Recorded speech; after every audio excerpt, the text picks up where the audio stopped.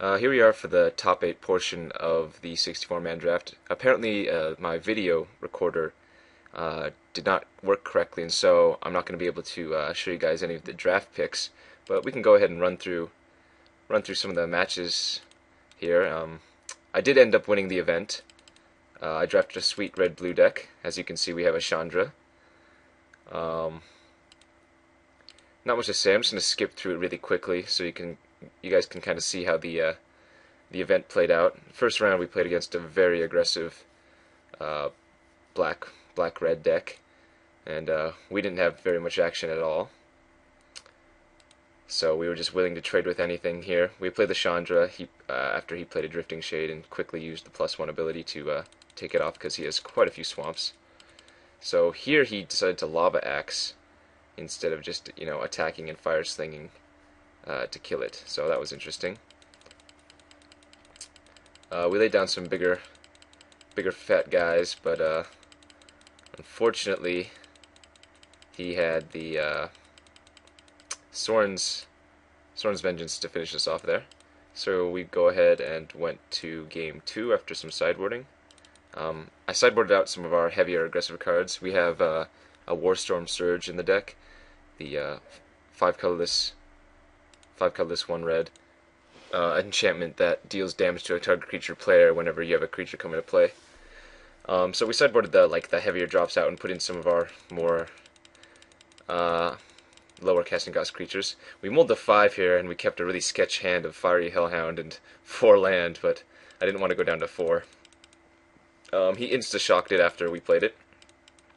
And we went ahead and played the Blood Ogre here, in hopes of that he wouldn't have a removal spell or a creature with greater than 2 toughness, so we could enable the Bloodhorn.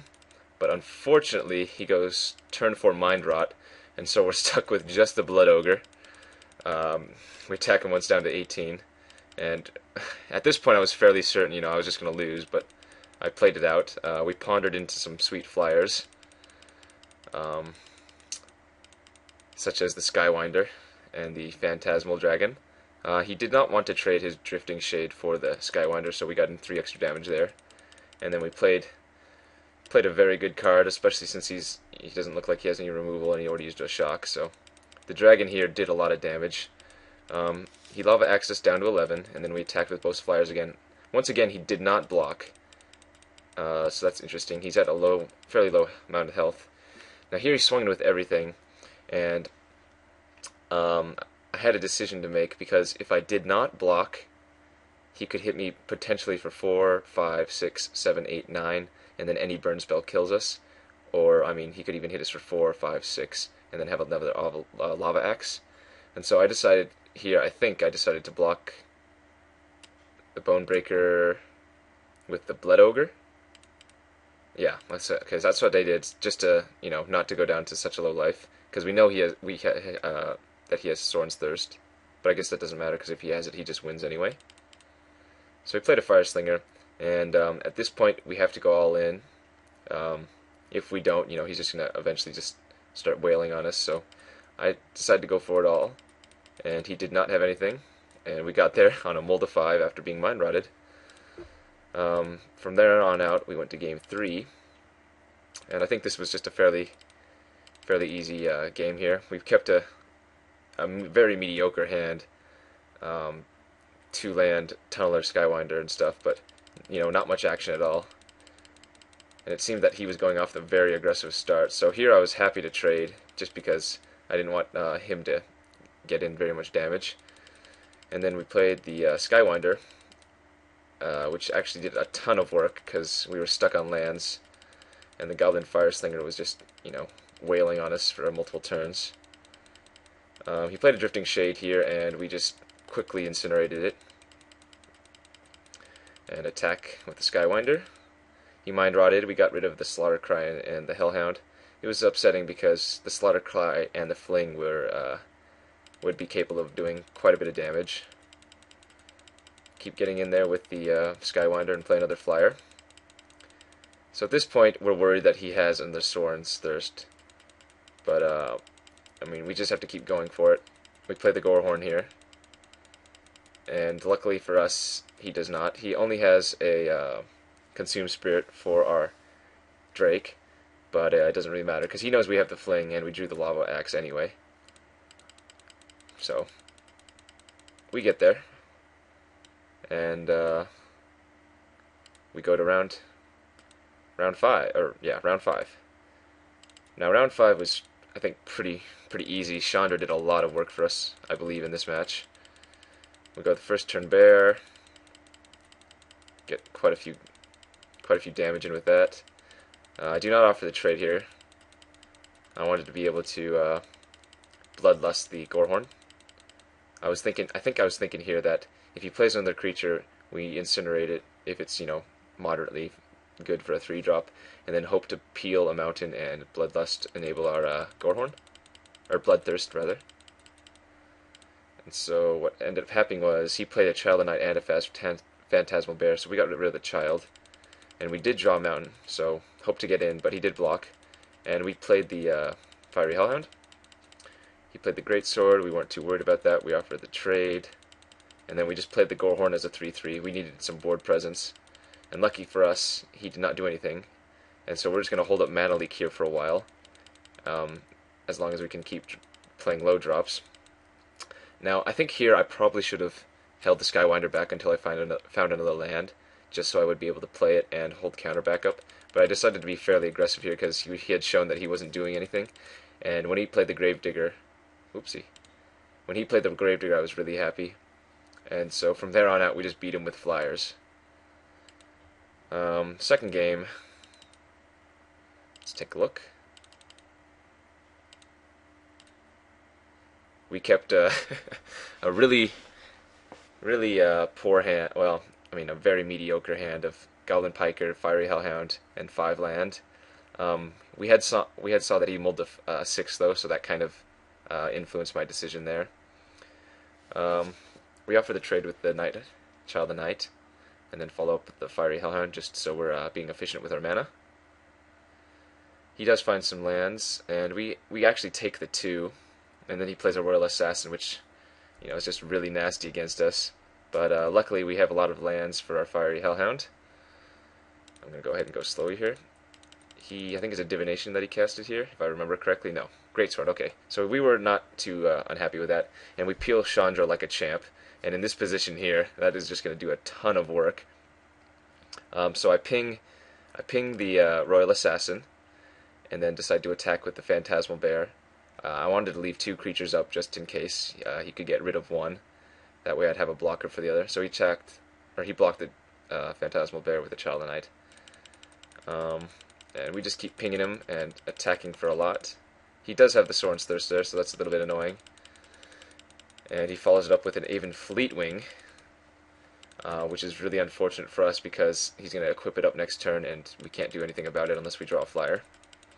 So Chandra goes to 1. We draw, a good card, but we just can't target the Aven Fleetwing. He finishes off the Chandra, which is nice for us. I mean, Chandra soaked up 10 damage in the air, as well as dealing a few points of damage to him and getting rid of a lot of his creatures. So that was really nice. He grave digs back his Royal Assassin, but that's okay since we have the Incinerate. And we just keep going, attack, balls to the wall. We drew a flyer, so that was nice, and that makes it so he can't really do anything either. Now here I decided that the Azure Mage was actually going to be a lot larger of a threat than the Royal Assassin, because if I never attack, then he can't do anything, and I do have other outs to the Royal Assassin, namely like I think Swiftfoot Boots and Fling. And whereas with the Mage, like if I let that sit there for a few turns, he's just going to start drawing one card and then eventually 2 cards, and I just couldn't have that. I need to be able to grind him out. He played a Vengeful Pharaoh. I drew a land. I took 5. No biggie. He distressed when I had double mountains, so I just start laying out the land since he knows. I'm not sure why he attacked with the Vengeful Pharaoh there into my 4/4. I think he could have just bided his time, but I gladly accepted since I'm not going to be attacking anytime soon. I decide that he does have a lot of discard effects, so I'm just going to go ahead and lay out my Gorehorn. He attacks, I block. He doesn't do anything, I can't do anything. And we play Draw Go for quite a few turns. I just need to hit a critical mass of creatures before I can ever fully attack. And unfortunately, he had an enchantment to target my dragon with. I decided to hold on to the Stormblood Berserkers. I don't know why. Oh, here I thought that he actually had a Sorin's Vengeance, so I didn't want to go below 10 life because he had been playing like he had it earlier. So I didn't do that. We get a looter here, which is obviously really bad with his Royal Assassin, but then we draw the Swiftfoot Boots, and we can start going to town.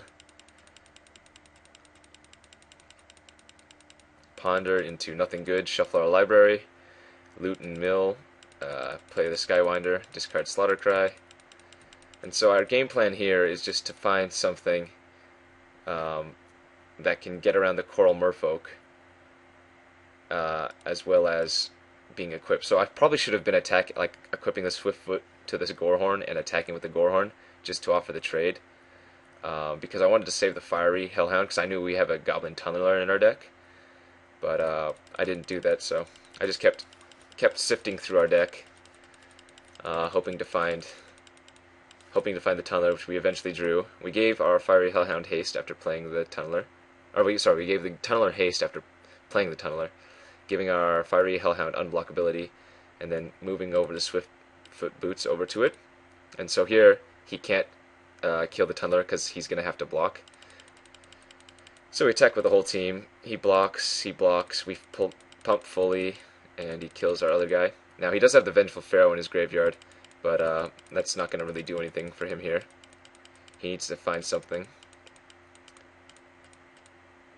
And fortunately, the Fiery Hellhound does business. This led us to the finals, where I made a very big blunder, but I still got the tournament in the end. I think it was game 1. Yeah, I'm pretty sure it was game 1. We have a very nice hand. Tunneler into Blood Ogre into Gorehorn. We even draw a Bear and have Incinerate. So we go ahead and snap Incinerate the Jade Mage, because I don't want him to start getting creatures, because when we place the Chandra, it looks like it's going to be, huge value against him. And so we play the Chandra here, killing the Fire Slinger, and we're just planning on chumping the Blood Ogre for a while. He has a Solemn, but it doesn't really matter. We have the nice combo here, the double fling with the Chandra's ability. So we just ping him, attack, and he doesn't block, so we play the Gorehorns. But he had the Act of Treason, so which was really unfortunate for us. But this was the fatal mistake here. So on this turn, I draw Slaughtercry, and for some reason I wasn't thinking. I go to attack. Now he doesn't block, obviously. Here I could have Slaughtercried, got in for 8 damage first striking, and then flung the 8 power Gorehorn to finish him off. But instead, I decided, of course, that it would be smart to play the Blood Ogre. I saw my mistake immediately afterwards. I kind of paused there for a second. And from here on out, we just can't do anything. Oh, I make another mistake here. Jeez, this game was full of punts. Okay, so we go to attack.